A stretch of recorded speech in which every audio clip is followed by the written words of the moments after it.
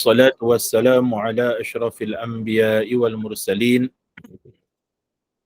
سيدنا ومولانا محمد طه الأمين وعلى آله وصحبه الطيبين الطاهرين.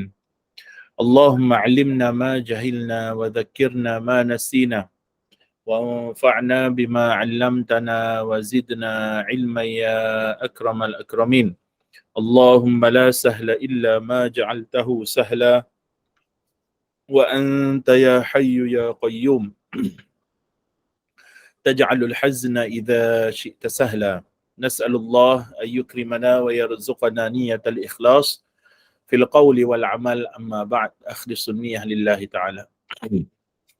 Muslimin dan muslimat yang dirahmati Allah, terlebih dahulu marilah sama-sama kita mengikhlaskan niat di hati kita semata-mata kerana Allah Subhanahu wa taala. InsyaAllah taala hari ini kita sambung pada soalan yang seterusnya. Kata pengarang, ma ma'na qawlihi ta'ala, pada sesi yang lepas kita terang tentang sifat wajib bagi para nabi kan? Ya. Belum habis lagi tu. Belum. Dia panjang, baru pada sifat amanah. Baik, kata pengarang, pada sesi yang lalu kita telah sampai pada sifat as-sidqi wal amanah. Kata pengarang malam ni wal fatanati, iaitu para nabi itu wajib ke atas mereka, yakni wajib pada akal kita bahawasanya mereka pasti akan bersifat dengan al-fatanah. Apakah makna al-fatanah?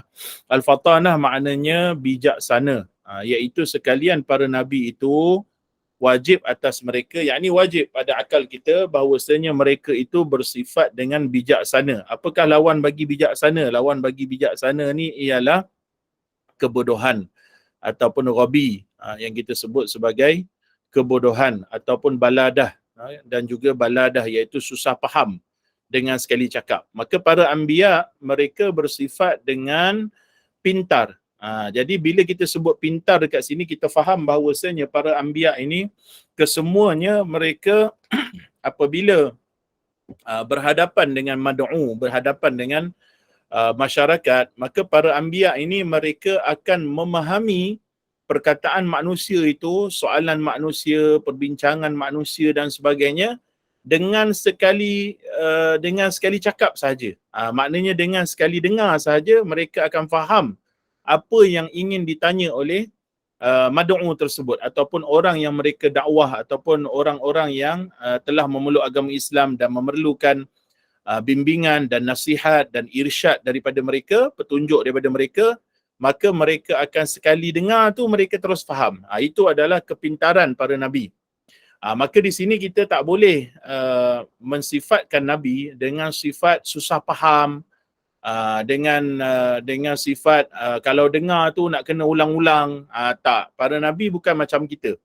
Kalau kita, bagi kita orang yang biasa yang bukan para anbiya, boleh jadi kita ni sukar ataupun gagal memahami sebahagian perkataan daripada manusia.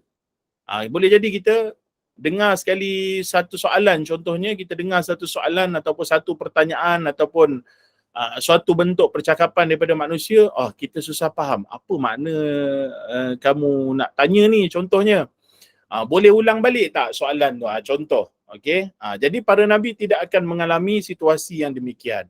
Adapun kita of course kita adalah manusia yang biasa yang tidak dikurniakan dengan sifat-sifat yang tinggi seperti para anbiya, maka boleh jadi kita ni kadang-kadang bila orang bertanya kita faham, kadang-kadang orang bertanya kita sukar faham pada soalan pada kali yang pertama, mungkin kena ulang balik soalan.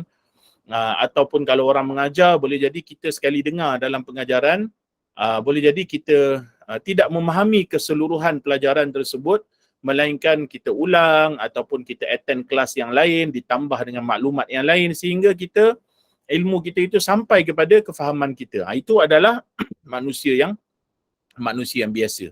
Begitu juga untuk manusia yang biasa, untuk kita apabila berkomunikasi dan berinteraksi dengan manusia yang lain, especially dalam bab keilmuan, hendaklah kita ingat bahawasanya husnus su'ali nisful ilm. Soalan yang baik itu adalah separuh daripada ilmu. Soalan yang baik adalah separuh daripada ilmu. Supaya apa? Bila kita menggunakan ibarat-ibarat ataupun kita membentuk soalan kita tu kepada orang yang kita nak bertanya, hendaklah kita buat ataupun kita bertanya soalan tersebut dengan struktur soalan yang betul, supaya jawapan yang kita dapat tu adalah jawapan yang betul. Maksudnya sebelum kita bertanya, di antara ni kita nak ajar ataupun kita nak beritahu sebahagian daripada adab muta'allim, adab orang yang nak menuntut ilmu. Okay, bila kita nak bertanya soalan, hendaklah kita terlebih dahulu menstrukturkan soalan kita supaya soalan kita tu difahami oleh guru yang mengajar, supaya dia dapat menjawab dengan jawapan yang betul terhadap soalan yang kita tanya. Itu maksudnya. Okey, dan janganlah kita penuntut ilmu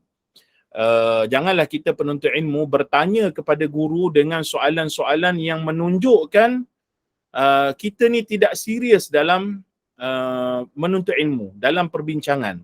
Kadang-kadang ada sebahagian orang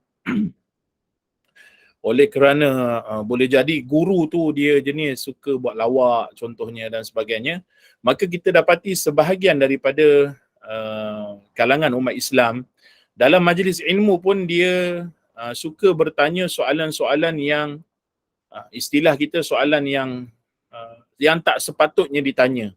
Yang mana soalan tersebut bukanlah satu soalan yang sepatutnya ditanya, tetapi sahaja dia bertanya supaya dapat jawapan yang kelakar daripada guru. Ini akan merendahkan institusi keilmuan. Maka kita sebagai penuntut ilmu, kita kena beradab dengan ilmu supaya kita mendapat kefahaman daripada ilmu tersebut. Boleh jadi sebahagian orang dia merasakan benda tu tak ada apa-apa kerana dia tidak belajar secara talaqi kitab-kitab, antaranya kitab adab alim dengan muta'allim dan sebagainya, adab mufti wal mustafti. Jadi ada banyak kitab-kitab yang menunjukkan ataupun yang menceritakan tentang beberapa adab di antara guru dan murid. Jadi murid ni ataupun talibul ilm seperti kita yang menuntut ilmu, maka hendaklah kita apabila kita nak tanya soalan pada guru, kita fikir dulu tentang soalan yang kita nak tanya tu dengan struktur yang betul. Struktur soalan yang betul. Especially kalau guru kita ni kadang-kadang boleh jadi berlainan bahasa dengan kita. Jadi bahasa pengantar tu bukan bahasa mother tongue kita. Kita orang Melayu contohnya, guru kita orang Arab contohnya. Jadi dia tak faham bahasa Melayu, kita tak faham bahasa Arab, maka kita menggunakan perantaraan seperti kita menggunakan medium bahasa Inggeris contohnya.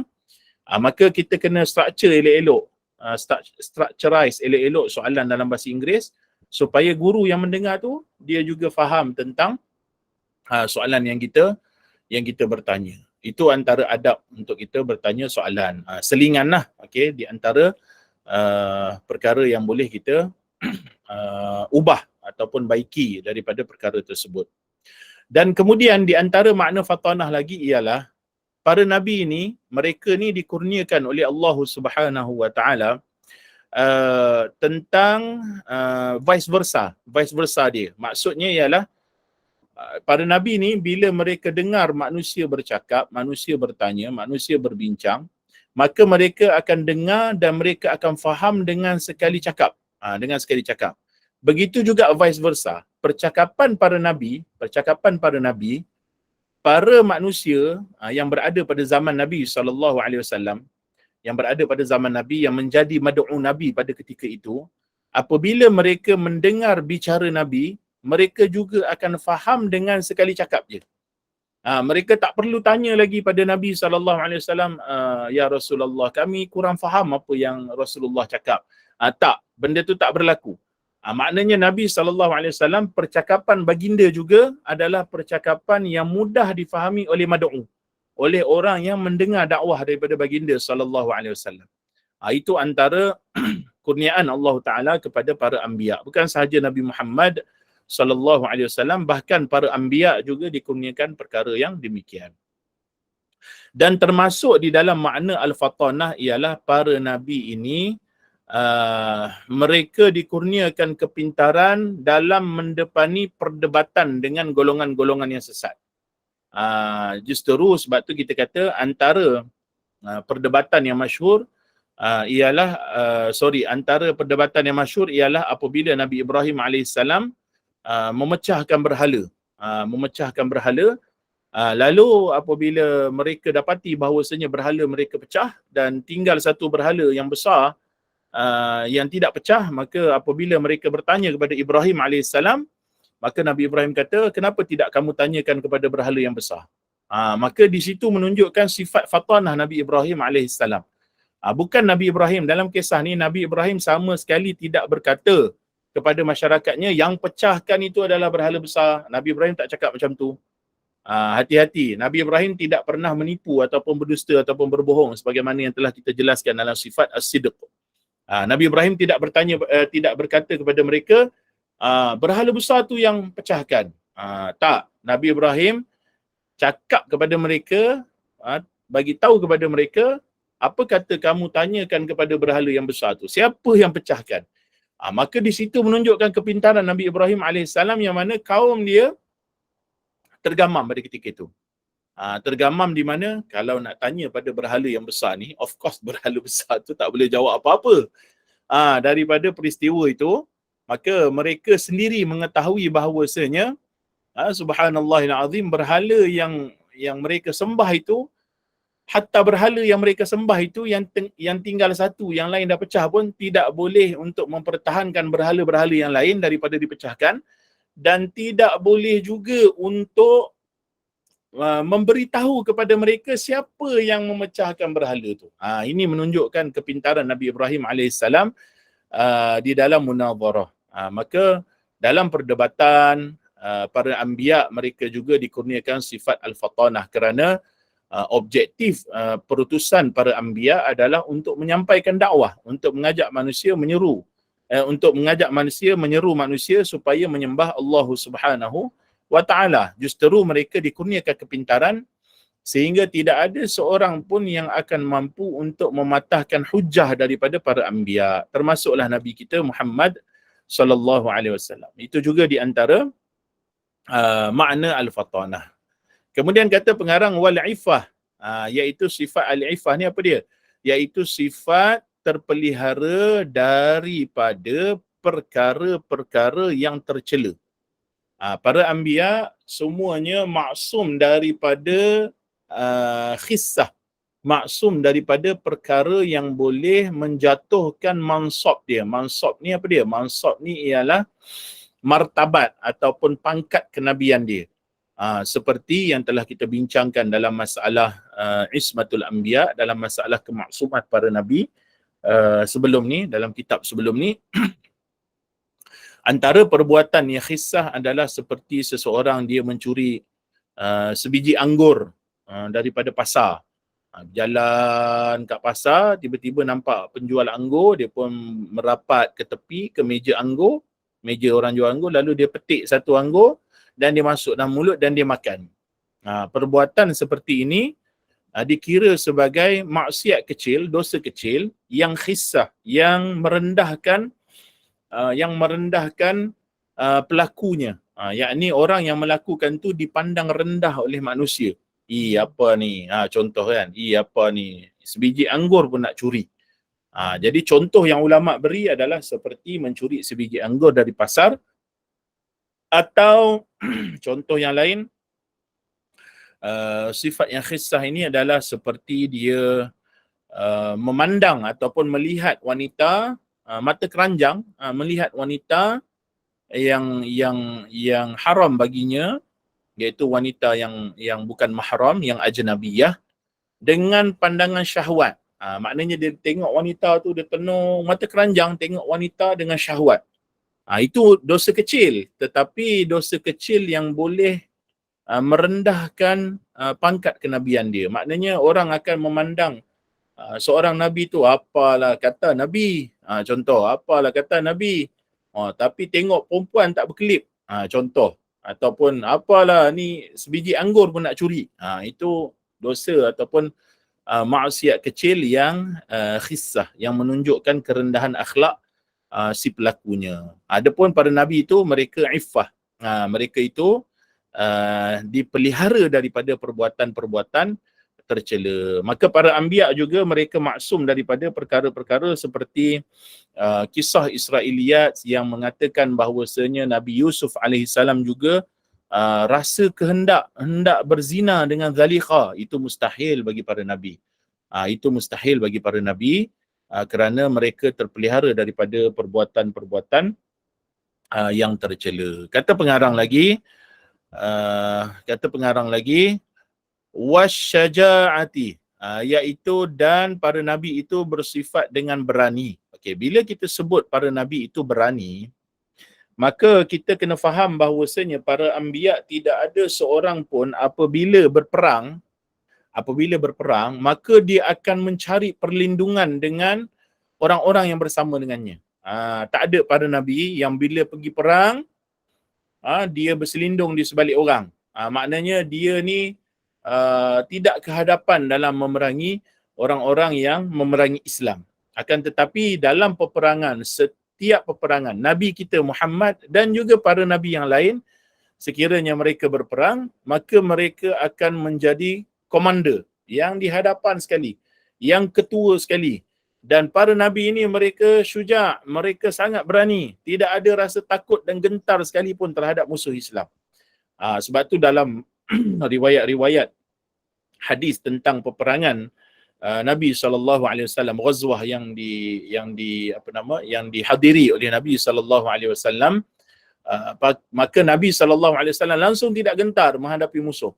Bahkan para sahabat yang kehadapan juga untuk melindungi Nabi, mereka yang nak melindungi Nabi, bukan Nabi minta perlindungan daripada mereka. Sebab tu ibarat dalam ilmu juga kita kena perhalusi ibarat. Kita tak boleh kata Nabi berlindung di dalam kepungan para sahabat. Tak, Nabi tidak pernah berlindung. Tetapi sahabat yang pergi melindungi Nabi. Kerana sahabat tidak mahu ada apa-apa yang berlaku kepada Nabi SAW. Contohnya dalam perang Uhud. Bukannya Nabi SAW lari pergi cari perlindungan kerana cedera dan sebagainya. Tak, langsung tidak seperti itu. Bahkan para Nabi ini, termasuklah Nabi kita Muhammad SAW, mereka lah yang akan paling kehadapan memerangi golongan-golongan yang memerangi Islam. Itu adalah keberanian. Dan para Nabi, mereka langsung tidak gentar berhadapan dengan musuh-musuh Allah Subhanahu Wa Taala. Contoh Nabi kita langsung tidak pernah gentar berhadapan dengan Abu Jahal. Contohnya Abu Jahal ni adalah musuh Islam, antara musuh Islam yang terbesar pada zaman Nabi SAW. Di mana Abu Jahal ni dia orang yang mempunyai kedudukan. Kedudukan Abu Jahal ni, dia mempunyai nasab. Nasab dia tu nasab dalam bangsa Quraisy. Nasab yang diagungkan. Yakni dia punya kedudukan dalam kabilah dia tu tinggi, dia ketua.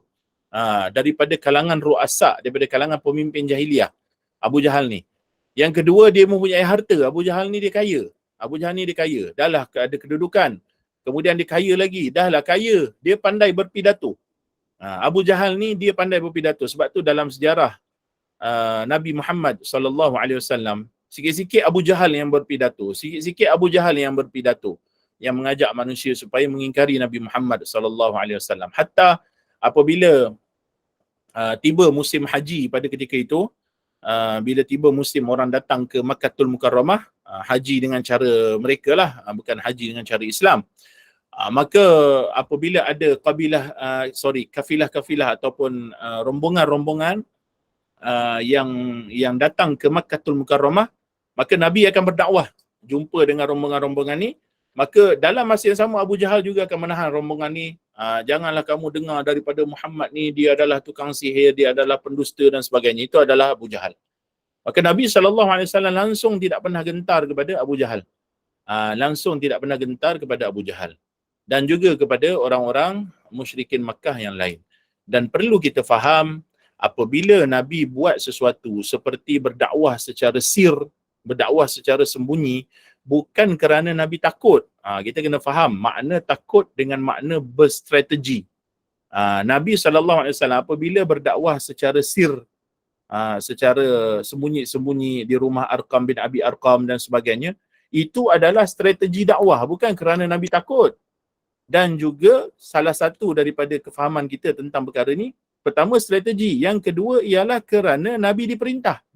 Nabi diperintah oleh Allah Subhanahu Wa Taala untuk berdakwah dengan cara demikian. Maka Nabi taat kepada Allah Subhanahu Wa Taala, lalu Nabi dakwah dengan cara demikian. Bukan bermakna Nabi dakwah secara sembunyi sebab takut. Tidak. Bahkan Nabi SAW apabila Allah Taala perintahkan Nabi supaya berdakwah secara nyata, maka Nabi terus tanpa ada rasa ragu-ragu, tanpa ada rasa berbelah bahagi pun. Dah kena berdakwah secara nyata, maka Nabi takut. Tidak. Bahkan apabila diperintah dakwah secara nyata, ke Nabi SAW terus berdakwah secara nyata. Ini menunjukkan bahawasanya Nabi tidak pernah ada rasa gentar di dalam hati baginda untuk berhadapan dengan musyrikin Makkah. Begitu juga dengan para Nabi yang lain, seperti Nabi Musa AS apabila hendak berhadapan dengan Fir'aun, tidaklah Nabi Musa itu berasa gentar terhadap Fir'aun. Maka itu semua menunjukkan bahawasanya adalah sifat syuja'ah daripada kurniaan Allah Subhanahu Wa Taala terhadap para anbiya.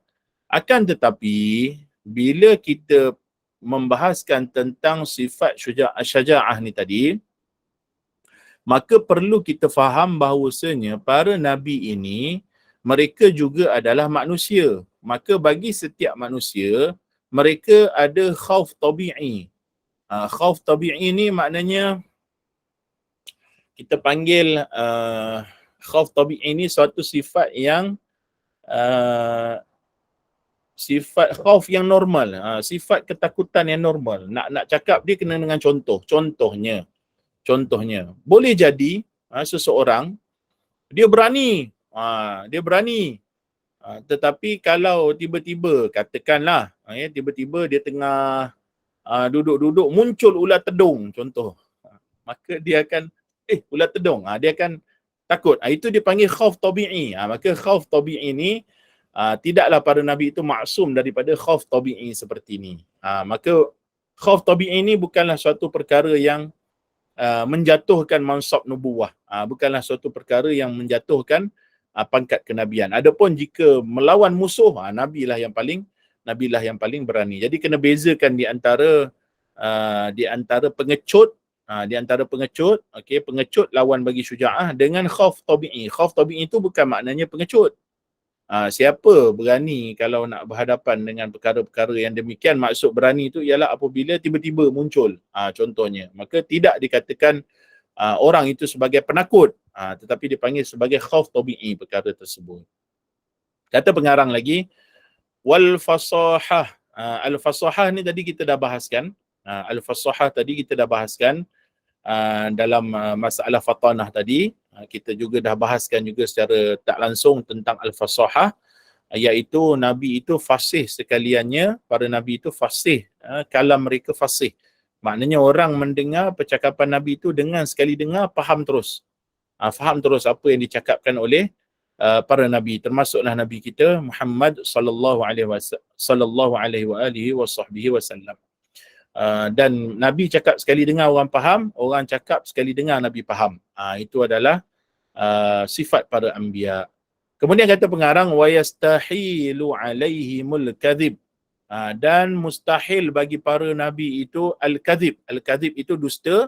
Kita dah jelaskan lawan bagi sifat as-sidqu, dan kita dah jelaskan tentang makna tauriyah. Kemudian kata pengarang, wal khiyanah, dan juga maksum daripada sifat khianat yang juga kita dah jelaskan dalam bab sifat amanah tu, iaitu para nabi pasti tidak akan khianat di dalam memberi nasihat apabila diminta nasihat, dan mereka juga tidak akan khianat apabila memegang ataupun menjaga amanah harta daripada seseorang. Para nabi tidak akan bersifat dengan al-khianah. War-radhalah, dan mereka maksum daripada ar-radhalah. Ar-radhalah ni akhlak yang rendah. Ar-radhalah ni akhlak yang rendah. Seperti apa ar-radhalah ni? Ar-radhalah ni antaranya ialah lawan bagi iffah yang telah kita ceritakan sebelum ni. Juga termasuk dalam ar-radhalah ni ialah sifat sebahagian manusia yang suka bercakap kotor. Orang Kelantan kata nyapung, orang Melayu kata, orang biasa, orang luar kata mencarut, suka mencarut, suka memaki. Itu adalah ar-radhalah. Yakni para nabi maksum daripada perbuatan-perbuatan yang tercela seperti ini. Para nabi tidak akan buat perbuatan tercela yang boleh menjauhkan manusia daripada dakwahnya. Maka para nabi sentiasa berakhlak dengan akhlak yang mulia. Kata pengarang lagi, wazina, dan para nabi itu maksum daripada dosa besar. Termasuklah zina, wasairul kabair. Para nabi maksum daripada dosa besar, termasuklah dosa besar itu zina, dan para nabi langsung tidak berniat atau pernah berkehendak untuk melakukan zina seperti yang disebarkan oleh golongan Bani Israel daripada kisah Israiliyat bahawasanya Nabi Yusuf juga nak berzina. Itu juga ada sebahagian orang memahami tentang ayat berkaitan dengan Nabi Yusuf AS bahawasanya Nabi Yusuf AS ni juga berkehendak untuk zina. Hati-hati, para nabi langsung tidak berkehendak untuk melakukan dosa besar. Wasairul kabair, dan juga selain daripada itu dosa-dosa besar. Maka dosa-dosa besar ni banyaklah. Kepada nabi ni dosa besar mereka maksum, langsung tidak pernah melakukan dosa besar. Mustahil pada nabi itu melakukan dosa-dosa besar seperti zina, seperti berjudi, seperti minum arak, seperti makan riba dan sebagainya.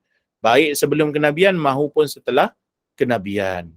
Kemudian katanya pengarang rahimahullah, wal kufur, dan para nabi itu maksum daripada kekufuran. Qablan nubuwati wa ba'daha, sebelum kenabian maupun setelah kenabian. Maka semua yang kita sebut nabi maksum daripada sifat yang kita sebut tadi, al-kadhib, al-khiyanah, ar-radhalah, az-zina, al-kabair, dosa besar, dan juga sebahagian sifat yang lain yang kita belajar daripada 4 sifat para nabi yang kita belajar waktu kecil dulu. Lawan bagi sifat as-sidqu ialah al-kadhibu, lawan bagi sifat al-amanatu adalah al-khiyanatu, lawan bagi sifat at-tabligh ialah al-katmu. Juga para nabi maksum daripada al-katmu. Al-katmu ni apa maksud dia? Iaitu menyembunyikan. Katmul ilm ataupun katmul da'wah. Para nabi maksum daripada menyembunyikan. Tidak ada seorang nabi pun yang menyembunyikan suatu pun daripada risalah dakwah mereka. Apa yang Allah Ta'ala perintah untuk mereka sampaikan, mereka pasti tidak akan sembunyikan. Sebab tu kita juga menerangkan dalam soalan 36 sebelum soalan yang ni, tentang para nabi itu semuanya menyampaikan. Semuanya menyampaikan. Tak ada seorang nabi pun yang bersifat diam, duduk rumah. Maka sebab tu kita kata takrifan yang kata bahawasanya nabi itu tidak menyampaikan, itu adalah takrifan yang tidak tepat. Kerana para nabi ini mereka menyampaikan. Fab'athallahu an-nabiyyina mubashshirina wa munzirin. Maka Allah Ta'ala telah mengutuskan para nabi untuk menjadi mubashshir, memberi, menyampaikan khabar gembira. Wa munzirin, dan menyampaikan ancaman Allah Ta'ala kepada orang yang tidak beriman. Maka para nabi juga menyampaikan. Dan begitu juga lawan bagi fatanah, bijaksana ialah yang tadi kita sebut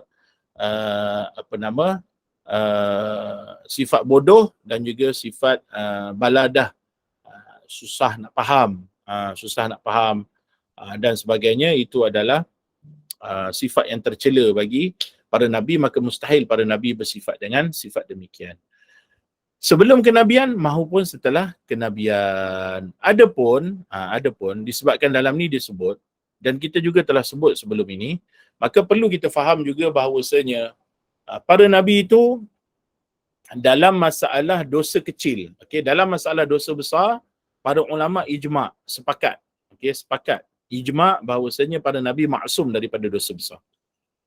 Bagi dosa kecil yang khissah, dosa kecil yang merendahkan martabat kenabian dan pelakunya dipandang hina oleh masyarakat, dosa kecil ini maksum para nabi. Ijma' para nabi maksum daripada dosa kecil yang khissah, dosa kecil yang dipandang rendah pelakunya. Adapun dalam masalah dosa kecil yang tidak khissah, maka ulama khilaf. Para ulama khilaf di antara Asy'ariyah dengan Maturidiyah dan juga Asy'ariyah yang mutaakhirin. Okey, Asy'ariyah yang mutaakhirin. Iaitu jumhur Asy'ariyah, majoriti Asy'ariyah yang mutaqaddimin, mereka kata bahawasanya harus, bila harus maksudnya apa? Tidak semestinya. Yakni harus pada akal. Bila kita sebut harus, kita dah terangkan pada sesi sebelum ni tentang mustahil akal, wajib akal, harus akal tu, maka kita faham. Bila kita sebut harus, maknanya harus pada akal. Akal tidak menafikan perkara tersebut. Itu maksud harus dalam konteks ni. Maka para Nabi, di sisi sebahagian besar Asy'ariyah, majoriti Asy'ariyah yang mutaqaddimin, mereka kata bahawasanya daripada sudut hukum akal, harus bagi para Nabi untuk mereka melakukan dosa kecil yang tidak khissah. Dosa kecil yang tidak khissah, yakni dosa kecil yang tidak dipandang rendah pelakunya. Maka bila kita sebut harus, maknanya boleh jadi berlaku, boleh jadi tak berlaku. Bukan makna semestinya berlaku, setiap Nabi berlaku benda tu. Tak. Boleh jadi ada Nabi yang melakukan perkara tersebut. Akan tetapi dengan syarat. Katanya para Asy'ariyah yang mutaqaddimin, jumhur mereka kata, walakin yunabba'una bitaubah fauran qabla an yaqtadiya bihi an-nas. Maksudnya mereka ini segera diberi peringatan oleh Allah bahawasanya mereka telah melakukan perkara tersebut dan mereka akan melakukan taubat serta-merta. Maksudnya kefahaman kita kat sini, daripada sudut hukum akal, harus para Nabi melakukan dosa kecil. Di sisi mutaqaddimin Asy'ariyah, jumhur Asy'ariyah, harus bagi para Nabi melakukan dosa kecil yang tidak khissah, akan tetapi mereka akan segera diberi peringatan oleh Allah dan mereka juga akan segera bertaubat. Dalam erti kata lain, kalau ada Nabi melakukan benda tersebut pun, kita takkan tahu. Maknanya itu antara Nabi dengan Allah Subhanahu Wa Taala. Itu antara Nabi dengan Allah Subhanahu Wa Taala. Kerana apa? Kerana syarat dia ialah yunabbahu nabi taubah. Segera mereka diperingatkan perkara tersebut, lalu mereka terus segera bertaubat. Sebelum qabla an yaqtadiya bihi an-nas. Sebelum manusia tahu benda tu dan mengikuti mereka. Nabi buat, aku pun nak buat juga. Tak. Kerana apa? Kerana benda tu dia daripada sudut pembahasan jumhur Asy'ariyah, kalaupun berlaku benda tu, Nabi akan segera diberi peringatan dan mereka terus bertaubat sebelum orang lain tahu. Maknanya kalau berlaku pun, benda tu antara Nabi dengan Allah. Bukan manusia itu tahu perkara tersebut. Cumanya bagi dalil tentang masalah ini, bagi dalil tentang perkara ini, apa yang menguatkan hujah mutaqaddimin Asy'ariyah ialah mereka kata, bukankah telah dijelaskan, yang ni ada setengah daripada perkara ini yang dijelaskan dalam Al-Quran. Maknanya para Nabi itu melakukan perkara tersebut, yakni dosa kecil yang tidak khissah, dan diceritakan oleh Allah Ta'ala dalam Al-Quran. Seperti kisah Nabi Adam AS. Apabila Allah Ta'ala memerintahkan kepada Nabi Adam AS dan juga isterinya, jangan kamu mendekati pohon ini. Jangan kamu mendekati pohon ini.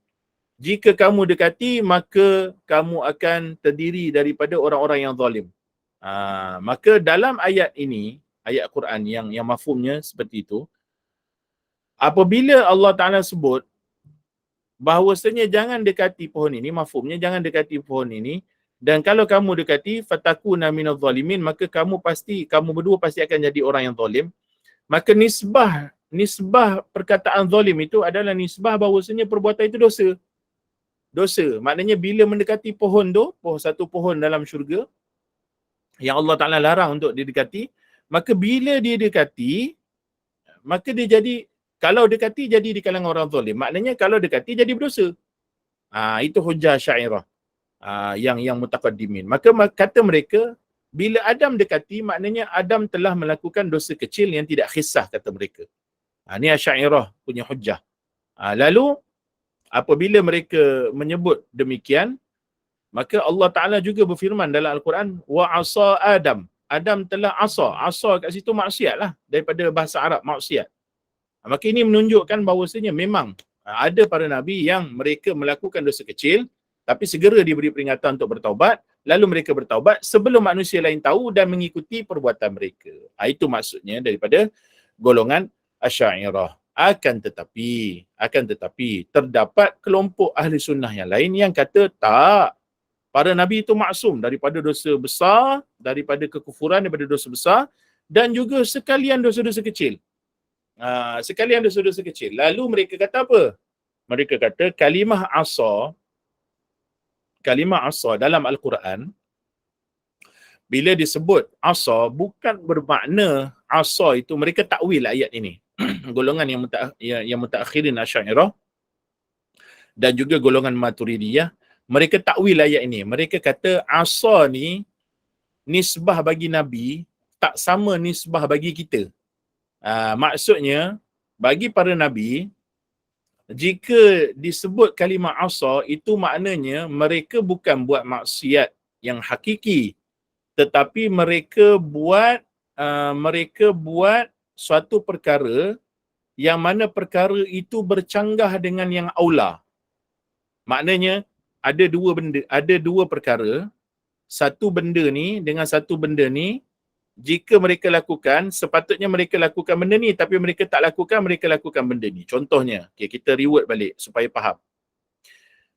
Apabila Allah Ta'ala perintahkan Nabi Adam supaya jangan mendekati pohon ini, bukan makna perintah itu larangan haram mendekati.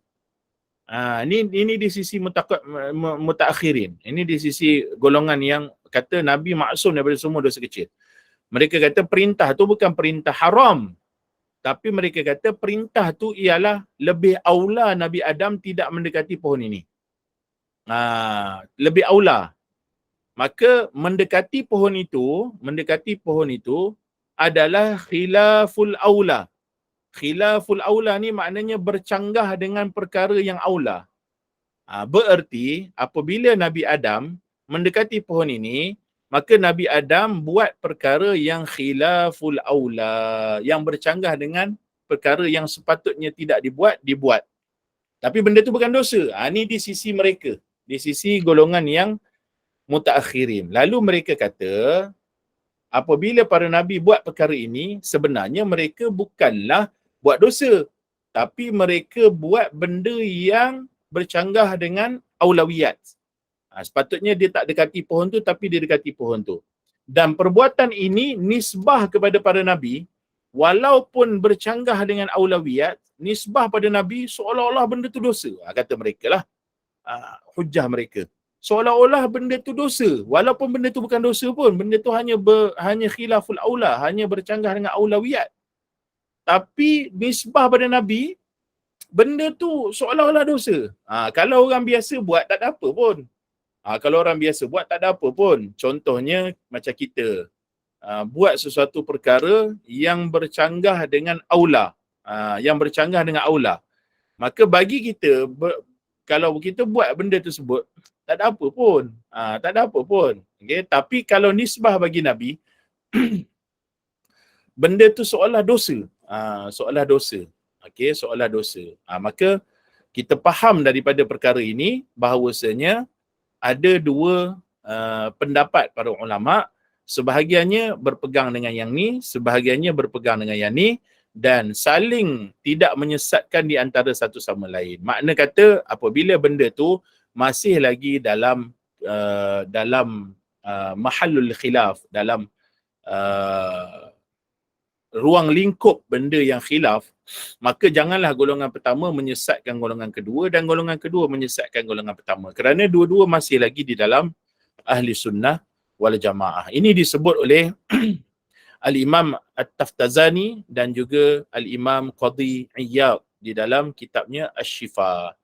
Dalam kitab Asy-Syifa, Qadhi Iyad menyebut perkara yang demikian.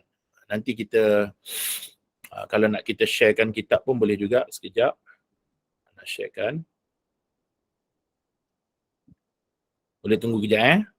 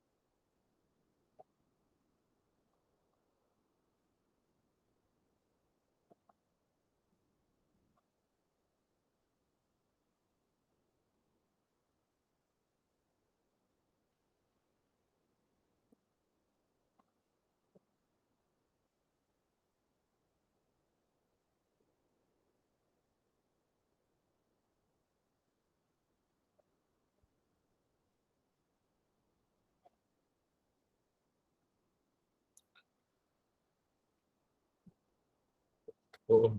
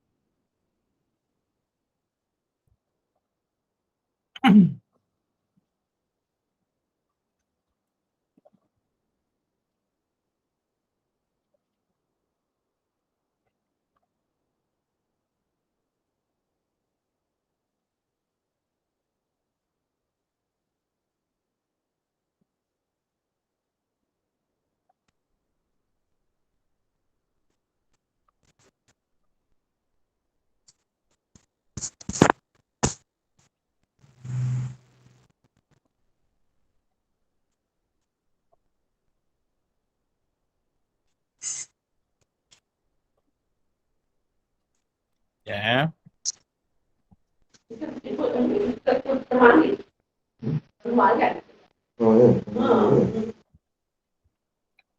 Okey. Kita sharekan foto. Bismillah.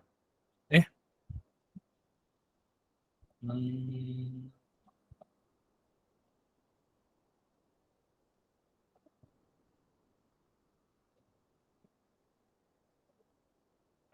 Sekejap.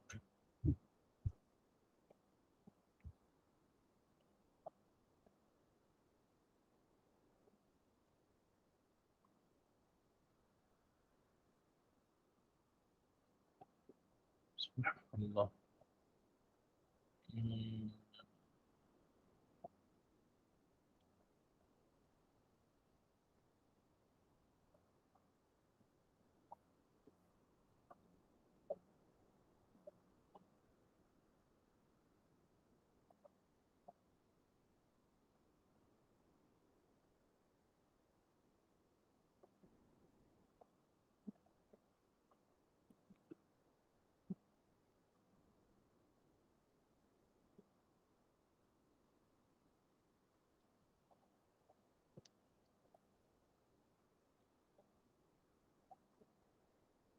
Kalau ikutkan boleh dah share ni sekejap.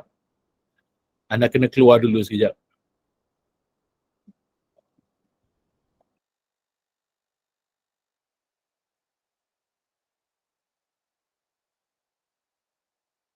Kita cuba sekali lagi. Bismillah.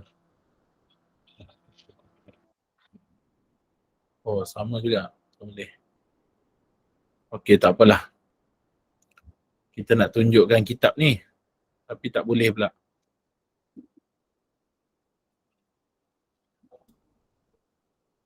Nampak dalam depan kot, boleh tunjuk.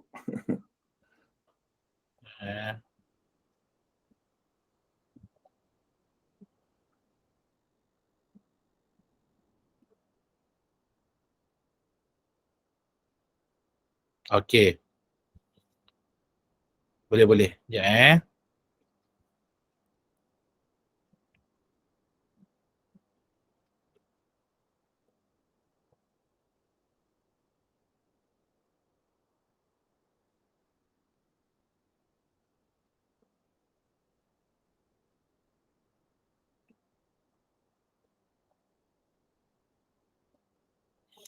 Kita tunjuk satu pun memadai kot. Tunjuk satu pun memadai.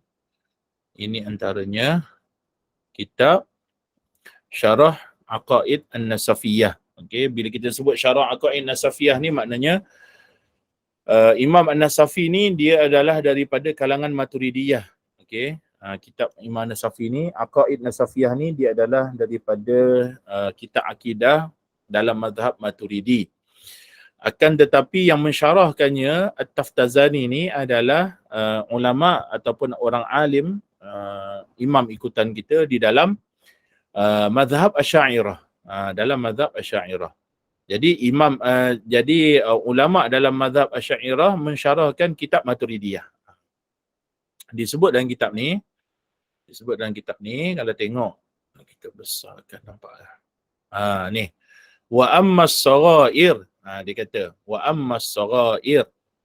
fatajuzu amdan indal jumhur khilafan lil jubba'i wa atba'i. Maksudnya kat sini dia kata adapun dosa-dosa kecil, yakni dosa kecil yang tidak khissah, okey, dosa kecil tidak khissah, maka harus ke atas mereka secara sengaja mereka melakukan, maknanya para anbiya di sisi sebahagian jumhur Asy'ariyah kata bahawasanya harus mereka melakukan meskipun secara sengaja di sisi jumhur.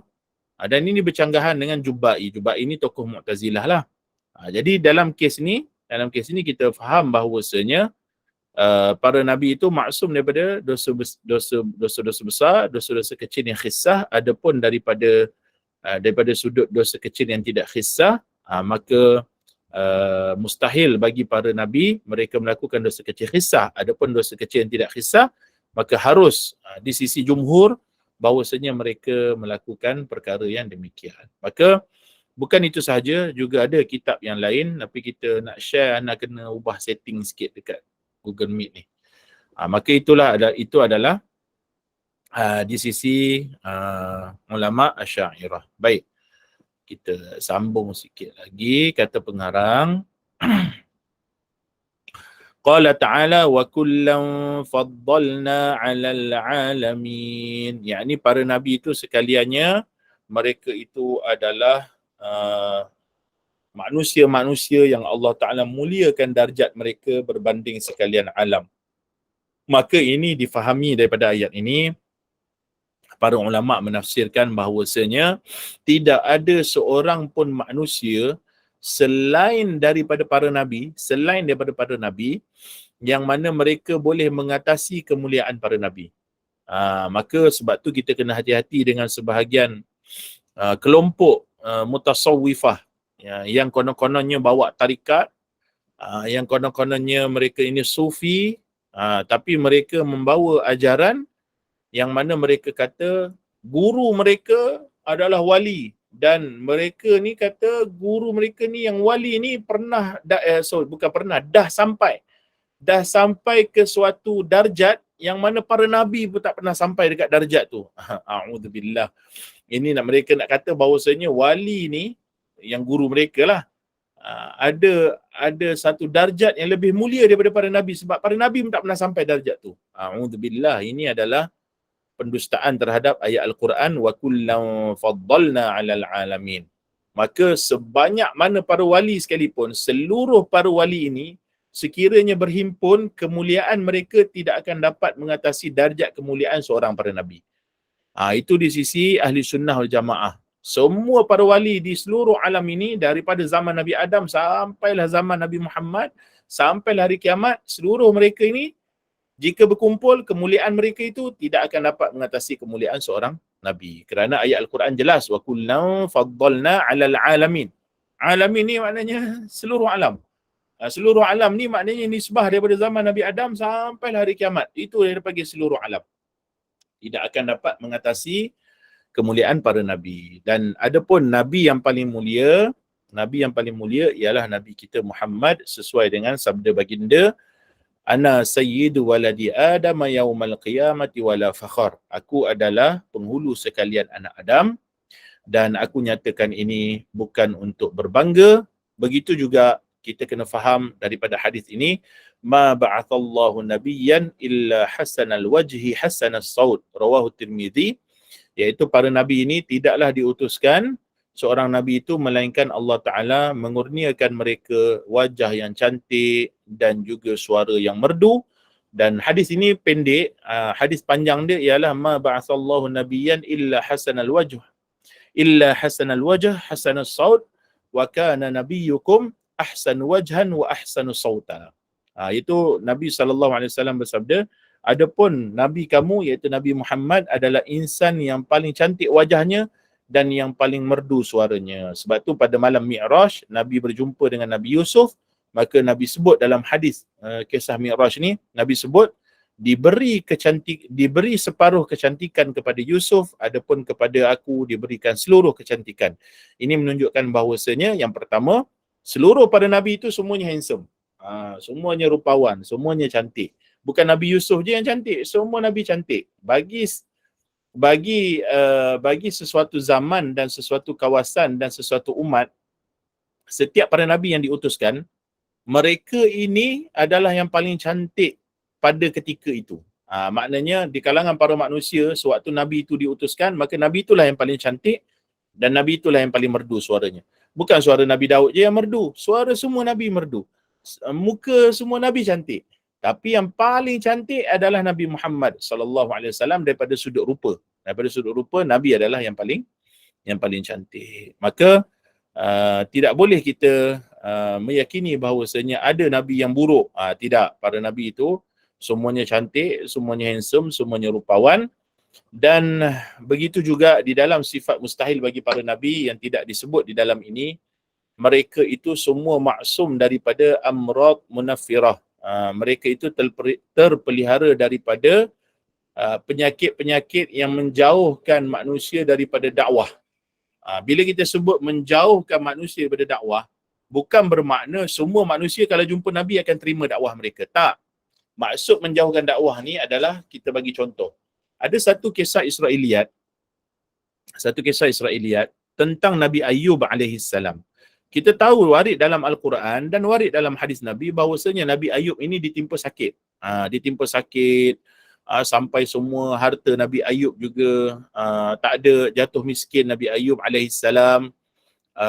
Dan anak-anak Nabi Ayub juga meninggal dunia semuanya. Sehingga tidak ada bagi Nabi Ayub melainkan yang menjaganya adalah isterinya. Kita faham benda tu kerana apa? Kerana para Nabi ini mereka adalah orang yang paling banyak dan paling berat ditimpa balak dan musibah. Itu para Nabi. Bukan bermakna bila seseorang tu dia Nabi, dia tidak akan ditimpa musibah. Tidak, itu kefahaman yang salah. Para Nabi ini mereka pasti akan ditimpa balak dan musibah. Itu sesuai dengan hadis Nabi SAW kerana mereka menjadi contoh kepada masyarakat.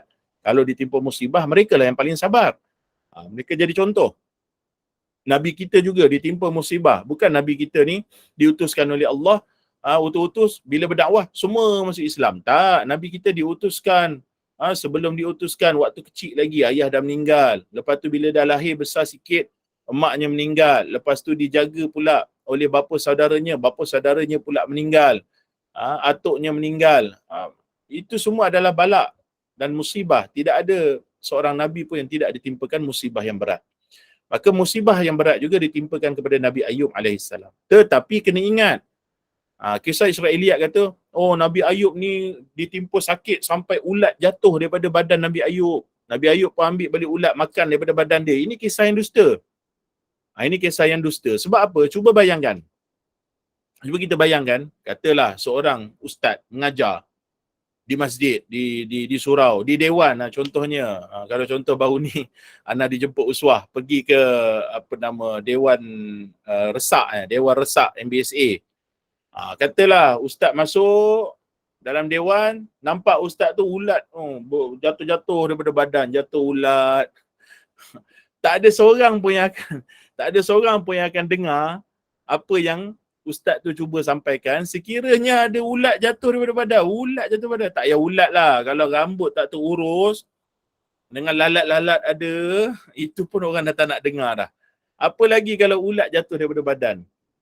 Belum apa-apa lagi orang dah menjauhi dah. Itu maksud amrad munafirah. Penyakit yang mana orang tengok sakit tu pun orang dah lari dah. Tapi kalau dia dengar, kemudian bila dah dengar, tak terima, itu soal lain. Para Nabi pun, hatta Nabi kita Muhammad SAW pun, walaupun orang Quraisy tahu bahawasanya Nabi ni benar dan sebagainya, tapi mereka bukan semua mereka menerima dakwah Nabi SAW.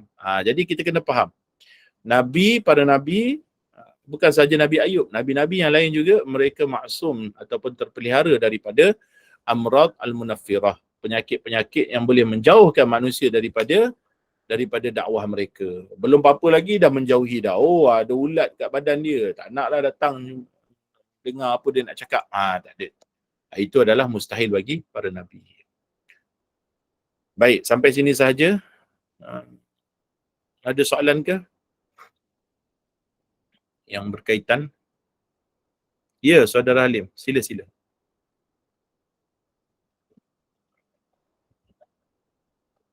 Nampak angkat tangan tu? Tak ada soalan bertanya? Ada soalan dekat mesej. Oh, kena mesej balik sebab tadi kan terkeluar. Boleh copy balik mesej tu. Letak tepi ni.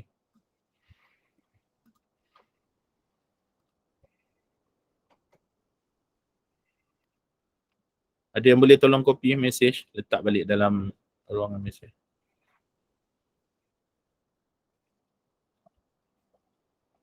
Para anbiya tidak berani memberi syafaat. Oh, bukan. Tentang syafaat kubra ni, bukan para anbiya tak berani bagi, tetapi para anbiya itu tidak diberikan. Para anbiya itu tidak diberikan kelebihan untuk memberi syafaatul uzma. Syafaat yang besar. Yang diberikan syafaatul uzma ni adalah Nabi kita Muhammad sallallahu alaihi wasallam. Maka Nabi kita lah yang memberi syafaat. Adapun para Nabi lain tu tidak diberi pun tidak diberi kelebihan itu. Bukan sebab mereka buat perkara khilaful aula ni. Bukan. Tapi kerana mereka tidak diberi perkara tersebut, maka mereka tidak lakukanlah. Sebab tu bila dalam hadis Nabi tu, umat-umat manusia ni mereka jumpa Nabi Adam sampailah Nabi Isa, mereka jumpa, maka mereka kata bahawasanya aku bukanlah orangnya untuk memberi syafaat. Aku bukanlah orangnya. Maknanya aku tidak diberi kemuliaan itu oleh Allah Subhanahu Wa Taala untuk memberi syafaatul uzma. Adapun Nabi Muhammad, apabila umat manusia pergi kepada Nabi kita Muhammad sallallahu alaihi wasallam, berikanlah kami syafaat, maka Nabi kata akulah orangnya yang memberikan syafaat al-uzma di hari kiamat kelak di padang mahsyar. Okay. Jelas yang tu? Tak ada soalan lain kan? Tak ada. Okey, barakallahu fikum. A'udzu billahi minasyaitonir rajim. Alhamdulillahirabbil alamin wassalatu wassalamu ala asyrafil anbiya'i wal mursalin wa ala alihi washabbihi ajma'in. Allahumma ighfir lana dhunubana wa liwalidina warhamhum kama rabbawna shighara waghfir lana wa limasyayikhina